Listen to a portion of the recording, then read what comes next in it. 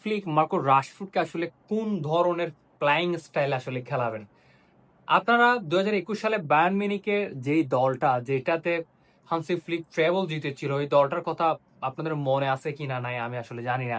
এই দলটার মধ্যে মানে কোমেন যেই পজিশনটা লিড করতো লেফট উইং সাইডে, কোমেন ফ্রান্সের কোমেন যেই লাইনটা মেনটেন করতো, বার্সেলোনার মধ্যে মার্কো রাশফোর্ড খুব সম্ভবত লেফট উইং এ ওই লাইনটাই মেনটেন করবে। এই লাইনটা যদি কোমেন মেনটেন করছিল বায়ানের সাথে, সেম লাইন যদি বার্সেলোনায় মার্কো রাশফোর্ড মেনটেন করে থাকে, লেফট উইং বরাবর একদম ফুল ব্যাকের মতন সোজা ডি বক্সের আশেপাশে একটা ট্রাফিক করে চান্স ক্রিয়েট করে, মানে গোল করার যেই একটা ক্রিয়েটিং মোমেন্ট থাকে, ওইটা অনেকটাই হয়তো মার্কো রাশফোর্ডকে দিয়ে করাতে পারে। কারণ মার্কো রাশফোর্ডকে দিয়ে করানোর কারণটা হচ্ছে তার ফেস, তার স্কিল এবং তার মানে ডি বক্সে ঢুকে যাওয়ার অ্যাবিলিটি, এসবকে কম্বাইন করে কোমেনকে যেভাবে করে বায়ারের মধ্যে খেলিয়েছিল, ওই রোলটা হয়তো বা হান্সি ফ্লিক মার্কো রাশফোর্ডকে দিতে পারে। যদি সেটা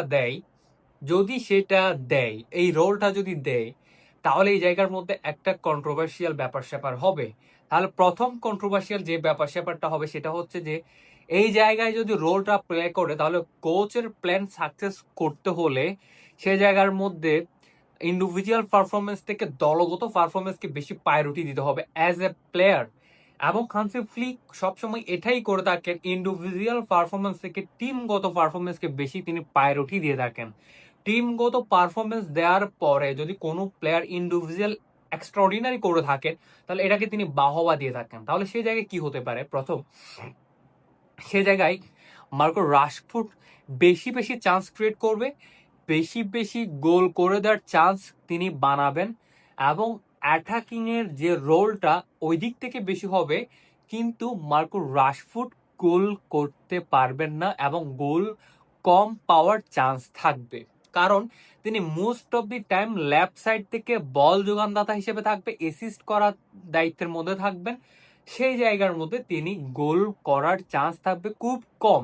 যদি তিনি গোল করেন, যদিও বা তিনি গোল করেন, তাহলে সেই জায়গার মধ্যে তার ইন্ডিভিজুয়াল যেটা পারফরমেন্স, ড্রিবলিং করে একদম ডিবক্সের মধ্যে ঢুকে বটম সাইড কর্নার বা স্লাইডিং শট এবং বলি এই ধরনের ব্যাপার স্যাপার করতে পারেন এবং ওইখান থেকে তিনি গোল করতে পারেন।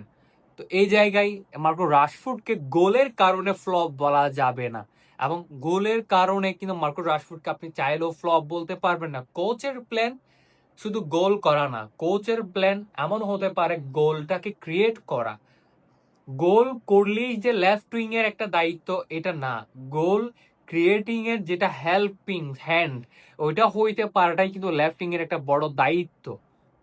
তো এই জায়গার মধ্যে নেইমার যেভাবে করে সাকসেসফুলি বার্সেলোনা লেফট উইংটা লিড করে এসেছিল, মেসি, সুয়ারেস, নেইমার, এই জায়গার মধ্যে হয়তো বা নেইমারের মতন 100-100 করতে না পারলেও 100-70-60% তো অবশ্যই রাশফোর্ড সেটা করতে পারবে। কারণ তার সেই জায়গার মধ্যে পারফরমেন্স করার অ্যাবিলিটি আছে এবং তার ট্যালেন্ট সম্পর্কে আমরা জানি।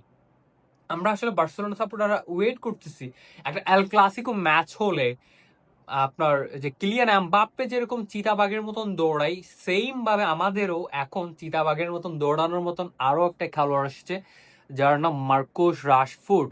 আপনারা হয়তো বা জেনে অবাক হবেন, মার্কুস রাশফোর্ড হচ্ছে যে ওয়ার্ল্ডের ফাস্টেস্ট প্লেয়ারদের যারা কিনা হাই স্পিডে রান করে থাকেন, তাদের মধ্যে কিন্তু অন্যতম একজন মার্কো রাশফোর্ড।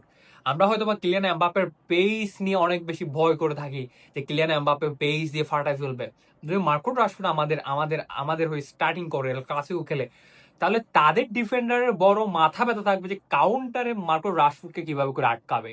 এই জায়গাটার মধ্যে তাদের আসলে মূল মাথা ব্যথা হয়ে থাকবে, এবং এই জিনিসটা দেখার জন্য ওয়েট করে আছি। এই ডিলটা মোটেও খারাপ ডিল নয়, এবং বার্সেলোনা যদি এখান থেকে ব্যাটার কিছু এনে দিতে পারে, বা হান্সি ফ্লিক যদি তার ম্যাজিক্যাল ট্যাটিক্স এখান থেকে যদি ব্যাটার কিছু এনে দিতে পারে, তাহলে আমরা সেটা উপভোগ করবো না কেন?